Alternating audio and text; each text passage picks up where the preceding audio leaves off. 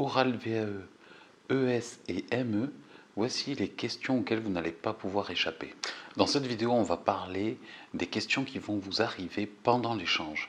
Ça sous-entend que vous êtes déjà au fait et au clair sur votre présentation et sur cette préparation à la présentation que vous avez tout intérêt à avoir travaillé en amont. Il y a 4 grandes questions que vous allez avoir, c'est obligé. La première, elle concerne le domaine de compétence numéro 1. Que vous soyez ME ou ES, vous n'y échapperez pas. C'est valable pour les ME et c'est valable pour les ES. La construction de la relation éducative, c'est le point central de ce domaine de compétence. Ce qu'on attend de vous, c'est que vous puissiez dire comment, selon vous, la relation éducative se construit.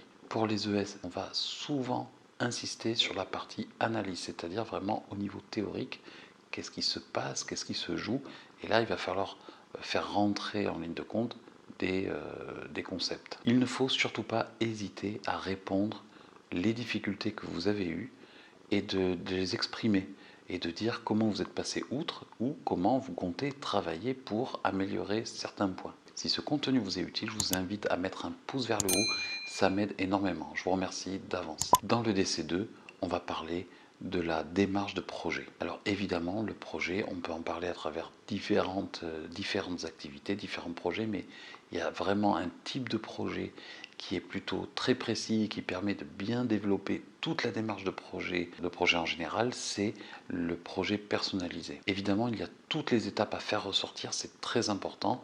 Dans le domaine de compétences numéro 3, on parle évidemment de l'équipe, de comment on travaille en équipe, qu'est-ce qui se passe au sein de l'équipe et comment on communique, comment les informations sont transmises. Il va falloir développer tout ce que vous faites, tout ce que vous mettez en place, tout ce que vous observez. Dans le domaine de compétences numéro 4, vous aurez des questions sur le réseau et le partenariat. On va vous demander ce que sont pour vous les acteurs de votre territoire, s'ils font partie de votre réseau et si ce sont des partenaires.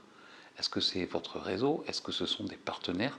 On va vous demander de définir tout ça et d'avoir des choses à dire, de vous positionner vraiment, de donner éventuellement votre définition des mots qu'on va utiliser. Rappelez-vous qu'il n'y a pas de définition proprement dite, il existe plusieurs définitions, par exemple du partenariat. Donc il s'agit là de donner la vôtre. Pour bien vous préparer à toutes les questions que vous aurez, eh bien, je vous conseille d'aller voir le référentiel et d'aller voir vraiment les indicateurs de compétences.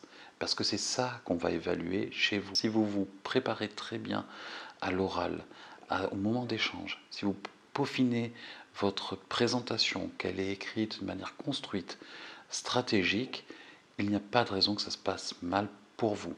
Vous allez démontrer une maîtrise du temps, une maîtrise de votre contenu, vos propos, et ça va vous aider à valider des compétences et donc des domaines de compétences. Si vous voulez vous préparer davantage pour l'oral, je développe tout ce que je viens d'aborder ici, je vais beaucoup plus loin et j'ai mis en ligne une préparation. Vous pouvez cliquer dessus où je vous accompagne en direct. Donc on a des rendez-vous en visio toutes les semaines. Toutes les séances donc sont en direct et elles sont enregistrées. Vous y avez accès, vous pouvez les voir et les revoir autant que vous voulez.